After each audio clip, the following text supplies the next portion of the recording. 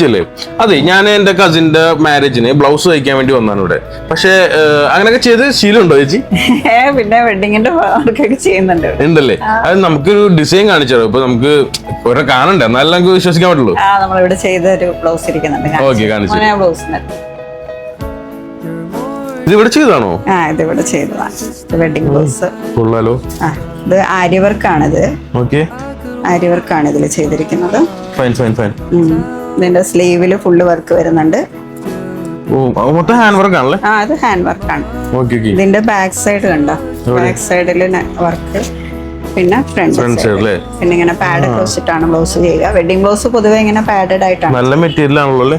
ഇത് കാഞ്ചീപുരം സിൽക്ക് ഒക്കെ. അതെ അതെ. അപ്പൊ ഇത് ഇവിടെ ചെയ്ത് തരുമല്ലേ ചേച്ചി? അപ്പൊ ഇതേപോലെയൊക്കെ പിന്നെ അങ്ങനെയാണെങ്കിൽ ഒന്നും നോക്കാനില്ല, അഡ്വാൻസ് ചെയ്താലേ. അപ്പൊ മെറ്റീരിയലും കാര്യങ്ങളൊക്കെ നമുക്ക് കൊടുത്തേക്കാലോ? മെറ്റീരിയൽ കൊണ്ടുവന്നു ഞാൻ കൊടുത്തു വിടാട്ടോ. ശരി, അപ്പൊ അഡ്വാൻസ് ചെയ്തേക്കാവേ. എത്ര ദിവസം കൊണ്ട് കിട്ടും?